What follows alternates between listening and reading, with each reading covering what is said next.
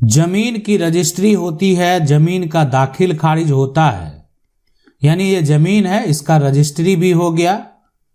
इस जमीन का जो अगर बात करें दाखिल खारिज भी हो गया। लेकिन मैं आपको बता दूं, ये सभी होने के बाद अगर कोई ये कहे कि मैंने अपने पिता से ये जमीन पहले ही खरीद लिया था, क्या ये सही है?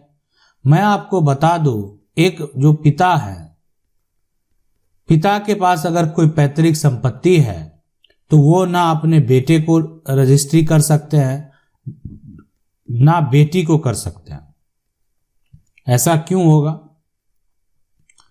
इसलिए कि इसका मान्यता शून्य होगा। आप अपने ब्लड रिलेशन में जो है ना, आप ठीक है उन किसी को अपने हिस्से की प्रॉपर्टी को गिफ्ट करना चाहे वो अलग बात है, लेकिन आप उनको बेच नहीं सकते हैं। वो तो खुद उसके उत्तराधिकारी हैं, उनको आप क्या बेचेंगे? तो इस तरह का रजिस्ट्री जो है शून्य माना जाता है। अब एक व्यक्ति हैं, वो कह रहे हैं कि मैंने घर खरीदा, उसका दाखिल खारिज इन्होंने करवा लिया, यानी म्यूटेशन का जो प्रक्रिया होता है वो बेहद जरूरी होता है, करवाना चाहिए। और इन्होंने ये म्यूटेशन करवा लिया और लैंड का जो एलपीसी होता है, पोजीशन का जो सर्टिफिकेट होता है, वो भी प्राप्त कर लिया, ताकि ये जो है एक तरह से कि आपका जो एरिया है, जो जगह है, वो कहाँ पर है उसका पोजीशन भी, उसके लिए सर्टिफिकेट भी उनको प्राप्त हो गया। 2 साल बीत गए इस बात का। अब जो है उसकी बहन कहती है कि मैंने ये घर 2016 में पिता से खरीदा था। अब जो है मान लेते हैं जो भी जिसकी भी बहन हो, विक्रेता की बहन ही अगर बोलती है कि मैंने अपने पिता से ये घर खरीदा था, मैं आपको बता दूं कानूनी तरीके से पिता को वो घर अपनी बेटी को बेचने को का कोई भी अधिकार नहीं है, अगर ये संपत्ति जो उनके पिता की पैतृक संपत्ति है तो। ठीक है। और अर्जित संपत्ति का कहानी ही कुछ और होता है। अब अर्जित है तो वो पिता भी किसी को भी संपत्ति जो है वो दे सकते हैं, लेकिन अगर आपने वो घर खरीदा है, पोजीशन भी आपको प्राप्त है और दाखिल खारिज करा के म्यूटेशन करवा के आप रह भी रहे हैं तो आपको कोई दिक्कत नहीं होगा। अब रही बात की अगर कोई दावा जो है वो करती है, मामला अगर कोर्ट में जाता भी है, तो आप ये बात स्पष्ट कह सकते हैं कि ये जो दस्तावेज इनके द्वारा है, हो सकता है कि अपने ही पिता से इन्होंने धोखे से जो है रजिस्ट्री करवा लिया होगा। जमीन जो है एक तरह से का जो केवाला है या जो भी दस्तावेज उनके पास है वो धोखे से करवाया गया है। मैंने जो अपनी प्रॉपर्टी खरीदी है और साथ में मैंने उसका म्यूटेशन भी करवाया और मेरे पास उसका एलपीसी भी 2 साल हो गए और मैंने जो घर खरीदा हूँ मैं उसमें रहता भी हूँ। सबसे बड़ी बात है कि मैं उसमें रहता हूँ। और अभी वर्तमान में बीच में ऑब्जेक्शन लगाना मतलब है कि धोखे, पहले ये कार्य धोखे से किया गया और अब दावेदारी की जा रही है। जो भूमि 1942 का बंदोबस्ती किया हुआ है परंतु अभी पुरानी परती और बिहार सरकार हो गया है, तो अब क्या करें? मैं आपको बता दूं कि अगर कोई जमीन की अगर हम बात करेंगे तो 1942 का जो है वो बंदोबस्ती है ना, बंदोबस्ती है। और ये जमीन की अगर बात करें तो पुराना एक तरह से पड़ती है और वर्तमान में अगर ये बिहार सरकार जो है हो गया है तो करना क्या है? सबसे पहले मैं आपको बता दूं कि पुराना पड़ती होने का मतलब ये नहीं है कि ये जमीन जो है बिहार सरकार हो जाए या सरकारी हो जाए। पुराना पड़ती अगर कोई जमीन है तो इसका मतलब है बहुत पहले से ये जमीन जो है इस पर किसी प्रकार से कोई खेती नहीं की जा रही है। ये अन्य कार्य के लिए ये जमीन जो है एक तरह से पड़ती है और उस पे जो किसान हैं वो अपना हो सकता है कि फसल जो है अपना तैयारी करवाते होंगे, फसल उस जगह पर रखते होंगे या किसान का और भी कार्य हो सकते हैं। इसलिए कि किसान का जो प्रॉपर्टी होता है उसमें उनका जो प्रॉपर्टी का किस्म होता है कि वो किस प्रकार की प्रॉपर्टी है, क्या उसका वो प्रॉपर्टी बास है। बहुत जगह ऐसा बोला जाता है, खास करके बिहार की अगर बात कर रहे हैं तो आप बिहार सरकार की बात कर रहे हैं तो हम बता दें कि हो सकता है कि वहाँ पर बहुत जगह बास बोला जाता है कि आप उस पर जो है एक तरह से जीवन यापन करेंगे, उस पर मकान बना कर रहेंगे। ठीक है, तो या मान लेते हैं कि आप उसमें किसी प्रकार का कोई फसल जो है उसका अगर खेती कर रहे हैं तो उसका भी बहुत सारा जो किस्म है, टाइप है, वो मेंशन रहता है। तो उसी प्रकार अगर कोई पुराना प्रति है तो इसका मतलब हो गया कि नहीं खाली है, अन्य कार्य के लिए जो है लोग किसान है उसका उपयोग कर रहे थे। लेकिन किसी का अभी ये ठीक है, ये अभी मान लेते हैं जो 1942 का बंदोबस्ती किया हुआ है, ठीक है। अब ये है कि इसका पुराना जो अंग्रेजों के समय का जो एक तरह दस्तावेज है और वर्तमान में जो बिहार सरकार ने जो सर्वेक्षण किया, जमीन का सर्वे कराया, तो उसमें आखिर क्या है। तो पहले का जो कागजात है और अभी का जो कागजात है, दोनों को अगर देखा जाए तो दोनों को मिलाकर यहाँ पर जो है पहले आपका वो हो सकता है कि रैयती जमीन है या जो भी है, अभी बाद में या पुराना प्रति ही है, बाद में अगर वो बिहार सरकार हो गया है तो बिहार सरकार के ऊपर आपको टाइटल सूट का दावा करना पड़ेगा। देखें आपकी जमीन है, बिहार सरकार बिना आपको मुआवजा दिए आपको वो आपका जमीन नहीं ले सकती है।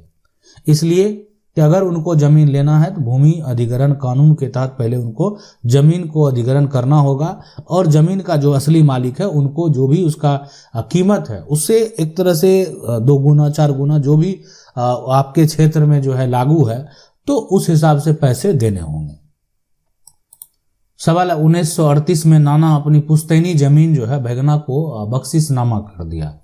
तो 70 साल बाद जो है बैगना को जो है यहाँ पर को हिस्सा हुआ कि नहीं। देखें यहाँ पर मैं आपको बता दूं 1938 में नाना जो है अपना जो अगर उनका जो भी पुश्तैनी जमीन है जो उनका भगना है उनको वो बख्शिशनामा कर दिए। अब 70 साल का बाद तो बिल्कुल कानूनी तौर पर अधिकार तो होगा ही। अब ऐसे भी अगर देखा जाए कि मान लेते हैं नाना का जो संपत्ति है, ठीक है, नाना के लिए जो है यहाँ पर अब आप उनके लिए अगर मान लेते हैं नाती हैं, अब नाना का कोई नाती है तो नाती जो है वो उत्तराधिकारी ही है। अब नाना जो मान लेते हैं अपने जो बहन है, ठीक है, और नाना का जो बहन, नाना जो अपने पुश्तैनी जमीन को अगर जो है अपने बहन का बेटा के नाम से अगर वो कर रहे हैं और आपने नाना का शब्द मान लेते हैं यहाँ पर जो है तो बहन का जो यहाँ पर देखें जो बेटा होगा, ठीक है, और आप नाना प्रयोग कर रहे हैं तो आप उनके लिए नाती हैं। अगर उनको जमीन दिया गया, बहन के बेटे नाना ने दिया है, तो कानूनी तौर पर जो है अगर उनको जो है जो हक है वो मिलेगा ही। अगर उनके पास दस्तावेज है और ये दस्तावेज से ये साबित होता है कि नहीं वो जमीन उनको जो है अपने जो एक तरह से जो मामा कह सकते हैं उनसे वो अगर वो प्राप्त हुआ है तो बिल्कुल वो दावा कर सकते हैं। हम 2 भाई जो मिलकर जो है बिजनेस किए और बड़े भाई के नाम से जमीन जो है खरीद कर घर बनाकर 20 ईयर बाद जो है बड़ा भाई बोल रहा है कि मेरे नाम से है, तुम्हारा हिस्सा इसमें जो है नहीं है, तो अब हम जो है क्या करें। देखें सीधी सी बात है कि अगर बड़ा जो भाई है तो बड़ा भाई का अगर आपका कोई भी बंटवारा नहीं हुआ तो कानूनी तौर पर बड़ा भाई का जो संपत्ति बंटवारा तो हुआ नहीं है। अब बड़ा भाई का मान लेते हैं सोर्स ऑफ इनकम है तो वो अगर मान लेते हैं ज्वाइंट बिजनेस है या ज्वाइंट प्रॉपर्टी है तो बड़ा भाई का जो भी कानूनी तौर पर संपत्ति है उसमें जो है छोटा भाई जो है उसका कानूनी अधिकार है और छोटा भाई जो है वो कानूनी अधिकार का दावा भी कर सकता है। इसलिए कि मान लेते हैं छोटा भाई का जो कानूनी अधिकार है तो वो दावा करेगा ही कि ये मेरा शेयर है, मेरा हक है। और जहां पर यहाँ पर बात है कि बिजनेस साथ में किया गया है, ठीक है, और जमीन भी खरीद कर घर भी बना लिया, तो देखें सबसे पहले है कि बाद में बोल रहा है कि नहीं कि मेरे नाम से है, तुम्हारा हिस्सा इसमें नहीं होगा। तो देखो सबसे बड़ी बात है कि साथ में बिजनेस किया तो जमीन खरीदने टाइम जो है खास करके आपको अपना नाम तो दर्ज कराना चाहिए था, ठीक है, अपना नाम जो है वो दर्ज कराना चाहिए। लेकिन फिर भी इस तरह का धोखा हुआ है तो इस मामले को जो है आप सिविल कोर्ट में लेकर जा सकते हैं और अपने अधिकार का दावा जो है वो कर सकते हैं। अधिकार का आप दावा करेंगे कि ज्वाइंट में सारी प्रॉपर्टी है, ज्वाइंट में बिजनेस था, मैंने भरोसा किया कि अब मेरे बड़े भाई हैं और मेरे साथ ये गलत नहीं करेंगे, लेकिन फिर भी जो है वो जमीन उस समय अपने नाम से खरीदे। मुझे लगा कि मेरे बड़े भाई हैं, किसी प्रकार का कोई भविष्य में दिक्कत नहीं होगा, लेकिन अभी अगर जो है ये कह रहे हैं कि मेरा घर में, मकान में, बिजनेस में किसी प्रकार का कोई शेयर नहीं है, तो बिल्कुल आपको न्याय मिलेगा। तो आपको लेकिन इस मामले को लेकर कोर्ट में जाना होगा। सवाल है सर मैं बिहार से हूं, 1971 में चकबंदी हुआ, क्या इसका खतियान बना, क्या इसका वैलिड है या नहीं? देखिए मैं आपको बता दूं, मामला जो 1971 की अगर आप बात कर रहे हैं तो 1971 में जो चकबंदी हुआ और उससे संबंधित अगर हम खतियान की बात करेंगे तो जो एक तरह से जो राज्य सरकार के द्वारा सर्वे किया गया तो वो पुराना जो एक तरह से खतियान है उसी के आधार पर किया गया। तो अगर उसमें किसी प्रकार की कोई त्रुटि हुए, हो सकता है कि नया खतियान किसी अन्य व्यक्ति के नाम बन गया है जिसके नाम से ना तो पुराना खतियान के हिसाब से कोई केवाला है और ना ही पुराना खतियान में उसका नाम दर्ज है, या वो ना ही पुराना खतियान का वो उत्तराधिकारी है, तो उस आधार पर लेकिन फिर भी गलती से नया खतियान उसके नाम पर बन गया तो ये मान्य नहीं होगा। भविष्य में जो है नया खतियान को अगर जो है किसी प्रकार से पुराने खतियान के अनुसार सुधार करवाना चाहेगा तो ये आपका नाम हट जाएगा। सवाल है 1962 से चचेरे दादा एवं पिताजी के नाम से सरकारी रसीद कट रहा है। 1951 से जमीन पर कब्जा बरकरार था, लेकिन कुछ भूमाफियाओं द्वारा जमीन को गलत वंशावली बनाकर खरीद लिए हैं। सीओ को बोलते हैं तो कोई ना कोई बात जो है बोलकर टाल देते हैं। क्या करें, मार्गदर्शन करें।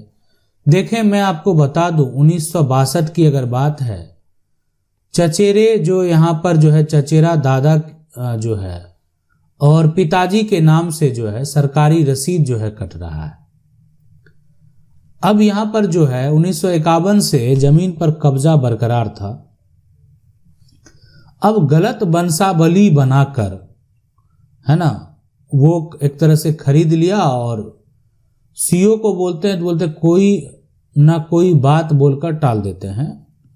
देखें, सीओ को बोलने से सबसे पहले जो है कहने का मतलब है कि पिताजी के नाम से आपका रसीद तो कट रहा है, तो आप जो है सीओ को सबसे पहले अगर मान लेते हैं कि वो बनवा कर किसी से खरीद लिया गलत तरीके से, तो आप ऑब्जेक्शन लगवा दें, है ना, कि अब जो अंचल के अधिकारी हैं वो उस क्षेत्र के बारे में बहुत बात जानते हैं और बहुत लोग जो उनके पास आते हैं जो आसपास के हैं तो उनसे भी जानकारी प्राप्त होती है कि कौन सा व्यक्ति है और उनका छवि किस प्रकार से है और क्या इसका मसला है। इसीलिए जो क्षेत्र होता है कहीं ना कहीं रेवेन्यू ऑफिसर का वो इस प्रकार से होता है ताकि वो भी सही तरीके से सारी जानकारी प्राप्त कर सकें।